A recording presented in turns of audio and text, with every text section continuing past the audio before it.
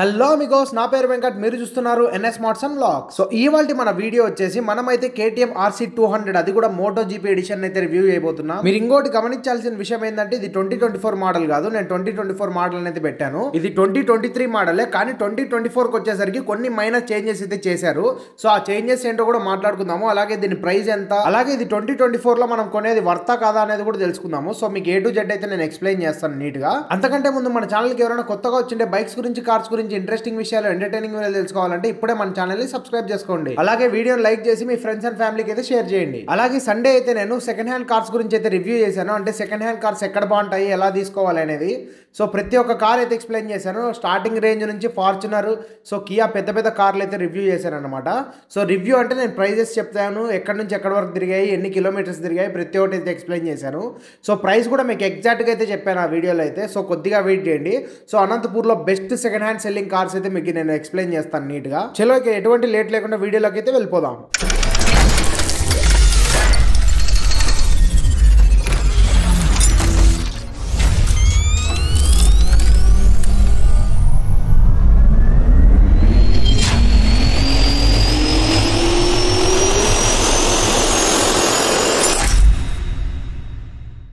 ఇప్పుడైతే మనం present Anantapur KTM showroom దగ్గర అయితే ఉన్నాము. సో ఇదే మన KTM RC 200. దీని ప్రైస్ అవన్నీ నేను లాస్ట్ లో అయితే చెప్తాను. ముందుగా దీంట్లో కలర్స్ ఏమేమి ఉన్నాయో తెలుసుకుందాం. చూడండి, ఇప్పుడు మనం చూస్తున్న బైక్ వచ్చేసి మోటో జీపీ ఎడిషన్. ఈ బైక్ కాకుండా మనకి ఇంకా 2 ఎక్స్ట్రా కలర్స్ అయితే ఉంటాయి. సో ఒకటి వచ్చేసి మెటాలిక్ సిల్వర్ అన్నమాట, సెకండ్ వచ్చేసి ఎబోనిక్ బ్లాక్. సో మూడింటికి ఏమి తేడా అయితే ఉండదు, మూడు ఒకటే ప్రైజే ఉంటాయి. కానీ మోటో ఎడిషన్లో ఏమంటే సో కొన్ని స్టిక్కర్స్ అయితే ఎక్కువగా వస్తాయన్నమాట. దీని లోపల వాడిన బ్రాండ్స్ ఒక స్టిక్కర్స్ అయితే ఎక్కువగా వస్తాయి. సో ఎలాంటివంటే ఆక్రోప్రోవిక్, ఇలాంటివి, WP సస్పెన్షన్, ఇలాంటివి అయితే వస్తాయి. ఇప్పుడైతే మనం ఈ బైక్ గురించి ఇంకొద్దిగా ఇన్ డీటెయిల్డ్గా అయితే తెలుసుకుందాము. ఇంకొక విషయం ఏంటంటే మోటో జీపీ ఎడిషన్కి నార్మల్ ఎడిషన్కి ఇంకొద్దిగా తేడా అయితే ఉంటుంది. అదేంటంటే ట్యాంక్ విషయంలో అయితే ఉంటుంది. సో మోటో జీపీ ఎడిషన్లో మనకి ట్యాంక్ అనేది కొద్దిగా మ్యాట్ కలర్లో, ఇంకొద్దిగా షైనీ కలర్లో అయితే ఉంటుంది. సో డబల్ కలర్లో అయితే ఉంటుంది. సో నార్మల్ ఎడిషన్ లో వచ్చేసి మనకి టోటల్ గా షైనీ కలర్ లో అయితే ఉంటుంది. అలాగే దీని ఫ్యూయల్ ట్యాంక్ కెపాసిటీ విషయానికి వస్తే 13.7 లీటర్స్ అయితే ప్రొవైడ్ చేశారు. అలాగే కంపెనీ వాళ్ళు క్లెయిమ్ చేస్తున్న మైలేజ్ వచ్చేసి లీటర్ కి 35 కిలోమీటర్స్ అయితే ఇస్తుందంట. మరి మీలో ఎవరితో అయినా ఈ బైక్ ఉంటే ఎంత మైలేజ్ ఇస్తుందో కరెక్ట్ గా అయితే నాకు కామెంట్ చేయండి. ముందుగా ఈ బైక్ లో మనం మాట్లాడాల్సింది దీని లుక్ గురించి. చాలా అంటే చాలా స్పోర్టివ్ లుక్ అయితే ఉంటుంది బైక్ అయితే. నాకైతే మెయిన్ గా దీంట్లో దీని mirrors plus head light position అయితే చాలా బాగా నచ్చింది. సో హెడ్ లైట్ డిజైన్ అయితే చాలా బాగా నచ్చింది నాకు. సో ఈ బైక్ లో లైటింగ్ సిస్టమ్ అయితే ప్రతి ఒక్కటి LED అయితే ప్రొవైడ్ చేశారు. ఎక్కడే కానీ హాలోజన్ అయితే అస్సలు వాడలేదు. సో ప్రతి ఒక్కటి అయితే LED తోనే ఉంది. అలాగే వీటి మిర్రర్స్ అయితే మనం అడ్జస్ట్ చేసుకోవచ్చు నీట్ గా మన పొజిషన్ కి తగ్గట్టు. సో ఇది ఒక మంచి విషయం అని చెప్పుకోవచ్చు. ఇంకోటి వచ్చేసి దీంట్లో వైజర్ అయితే చాలా చేంజ్ చేశారన్నమాట. సో బ్లాక్ కలర్ వైజర్ అయితే ఇచ్చారు, అది కూడా వైడ్ గా అయితే ఇచ్చారు. సో దీనికి వీళ్ళు చెప్తున్న రీజన్ వచ్చేసి సో ఓల్డ్ మోడల్ ఉంది కదా, దానికైతే మనకి నార్మల్ వైజర్ అయితే వచ్చేది. So transparent visor. So black colour visor అయితే ఈసారి ప్రొవైడ్ చేశారు. అలాగే వైజర్ కూడా చాలా వైడ్ గా అయితే ప్రొవైడ్ చేశారు. సో వీళ్ళైతే చెప్తున్నది ఏంటంటే సో ఏరోడైనమిక్స్ ప్రకారంగా అయితే దీన్ని అయితే డిజైన్ చేశారంట. సో మనం హై స్పీడ్స్ లో ఉన్నప్పుడు ఎయిర్ అనేది డైరెక్ట్ ముఖానికి కొట్టకుండా సైడ్ నుంచి వెళ్ళిపోయేటట్లయితే ఈ వైజర్ అయితే డిజైన్ చేశారు. సో ఇంకో విషయం వచ్చేసి దీంట్లో ఇండికేటర్స్ గురించి అయితే మాట్లాడుకోవాలి. చాలా అంటే చాలా స్టైలిష్ గా అయితే ప్రొవైడ్ చేశారు. సో వైజర్ లోనే మనకైతే ఇండికేటర్స్ అయితే ఇంటిగ్రేట్ అవి ఉంటాయి. సో కొత్త కాన్సెప్ట్ అన్నమాట, చాలా అంటే చాలా బాగుంది. సో ఇప్పుడైతే మనం ఈ బైక్ లో కొన్ని మెయిన్ విషయాల గురించి అయితే మాట్లాడదాము. ముందుగా టైర్స్ గురించి అయితే మాట్లాడదాము. సో ఈ బైక్ లో అయితే మనకి రేడియల్ టైర్స్ అయితే ప్రొవైడ్ చేశారు. ఫ్రంట్ వచ్చేసి 110/70 ఇంచెస్ అయితే ఉంటుంది. సో అలాగే బ్లాక్ అలాయ్ వీల్స్ అయితే ప్రొవైడ్ చేశారు. డ్యూయల్ ABS తో అయితే వస్తుంది మనకి. నెక్స్ట్ వచ్చేసి బైక్ సస్పెన్షన్ గురించి అయితే మాట్లాడదాము. దీంట్లో వచ్చేసి మనకి 43 mm USD ఫోక్స్ అయితే ప్రొవైడ్ చేశారు.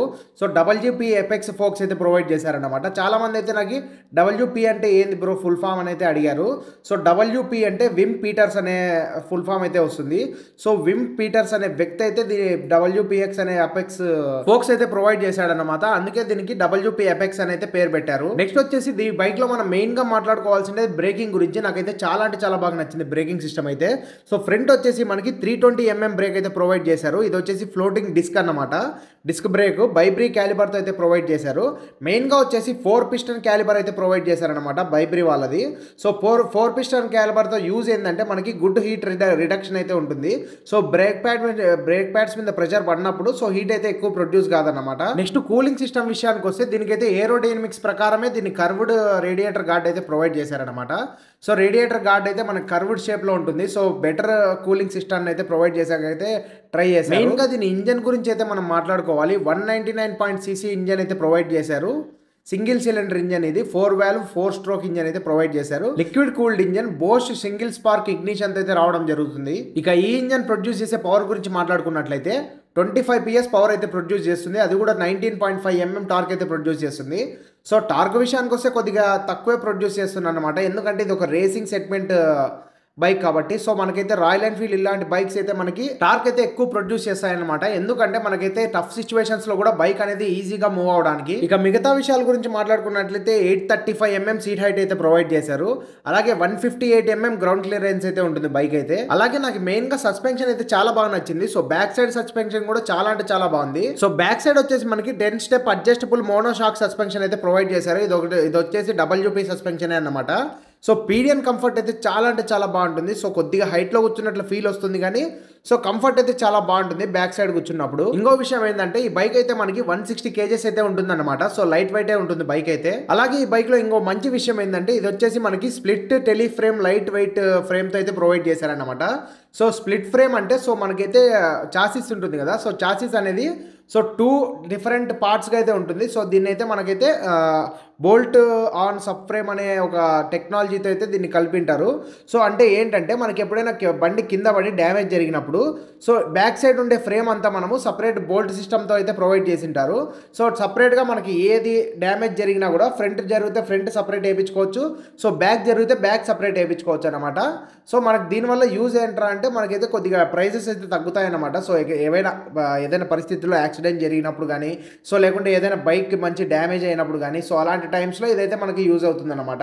సో మొత్తం బండికి అయితే ఖర్చు పెట్టుకోకుండా సో సగం సగం అయితే ఖర్చు పెట్టుకోవచ్చు. మీకు ఇంకా సింపుల్గా చెప్పాలంటే బోల్ట్ ఆన్ సబ్ ఫ్రేమ్ అనేది ఏంటంటే, సో ఇప్పుడు మీకు చూపిస్తున్నా కదా, సో ఫ్రంట్ అయితే ఆరెంజ్ కలర్ సబ్ ఫ్రేమ్ అయితే ఉంది.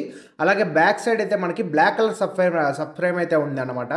సో ఈ సబ్ ఫ్రేమ్స్ రెండు ఎలా కలిపింటారంటే బోల్ట్ సిస్టమ్తో అయితే కలిపింటారు. సో బోల్ట్స్ అంటే చిన్న చిన్న బోల్ట్స్ వస్తాయి కదా, నట్టు బోల్ట్లు, సో అలాంటి సిస్టమ్తో అయితే మళ్ళీ దీనిలో అయితే కలిపింటారనమాట. సో టోటల్గా అయితే మనకి ఫ్రంట్ నుంచి బ్యాక్ వరకు అయితే వెల్డింగ్ అయితే రాదు.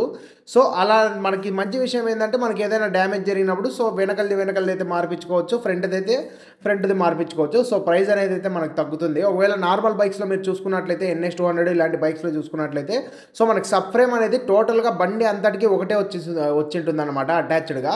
సో మనకి చాసిస్కి ఏం డ్యామేజ్ జరిగినా కూడా సో టోటల్ చాసిస్ అయితే చేయించుకోవాలా మనము, లేకుంటే టోటల్గా అయితే చేంజ్ చేయించుకోవాలా. ఇది ఒక మంచి విషయం అని చెప్పుకోవచ్చు ఈ బైక్లో. అలాగే దీని ఎగ్జాస్ట్ సౌండ్ అయితే నాకు చాలా అంటే చాలా బాగా నచ్చింది. సో దీని గురించి కూడా మాట్లాడదాము. ముందుగా అయితే మీరు ఎగ్జాస్ట్ సౌండ్ అయితే వినండి మీరు ఒకసారి, సో మీకు కూడా ఒక క్లారిటీ వస్తుంది.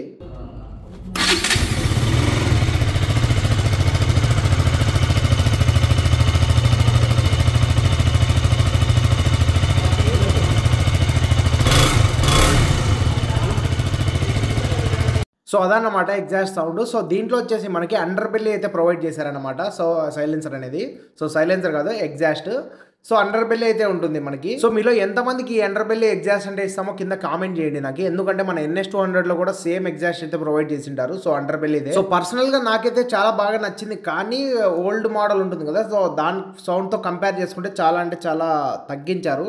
సో ఆ సౌండే వేరే, అసలుకి ఓల్డ్ KTM బైక్స్ సౌండే వేరే. సో ఇప్పుడు వచ్చే బైక్స్ చాలా డిఫరెన్స్ అయితే ఉంది సౌండ్కి. మరి మీ ఒపీనియన్లో ఏది బాగుంటుందో నాకైతే కింద కామెంట్ చేయండి. అలాగే ఇంకోటి మనం బ్యాక్ టైర్స్ గురించి అయితే మాట్లాడలేదు. సో బ్యాక్ టైర్ వచ్చేసి మనకి 150 సెక్షన్ ట్యూబ్లెక్స్ టైర్ అయితే ప్రొవైడ్ చేశారు. సో ఇది వచ్చేసి మనకి 150/60 17 ఇంచెస్ టైర్ అనమాట. సో బ్యాక్ సైడ్ వచ్చేసి 230 mm డిస్క్ బ్రేక్స్ అయితే ప్రొవైడ్ చేశారు. సింగిల్ పిస్టన్ క్యాలిబర్తో అయితే ప్రొవైడ్ చేశారు.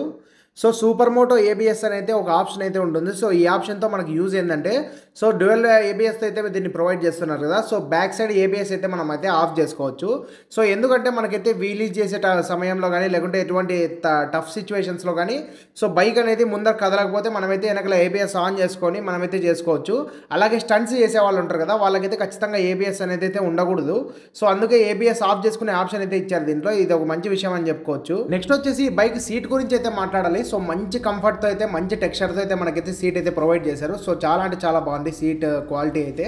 సో మనకు వచ్చేసి ఫ్రంట్ సీట్ అయితే బాగానే ఉంది, కానీ సో బ్యాక్ పీలియన్లో అయితే కూర్చోయింటారు కదా, సో వాళ్ళైతే కొద్దిగా ఆలోచించుకోవాలా, ఎందుకంటే చాలా అంటే చాలా హైట్లో అయితే ఉంటుంది సో సీట్ అనేది మనకి. సో కూర్చుంటే మనకు ఆ డిఫరెన్స్ అయితే తెలుస్తుంది ఈజీగా. సో మనమైతే వెనకాల గ్రాబ్ హ్యాండిల్ పట్టుకోకపోతే సో పడిపోతామేమో అనే ఫీలింగ్ అయితే వస్తుంది.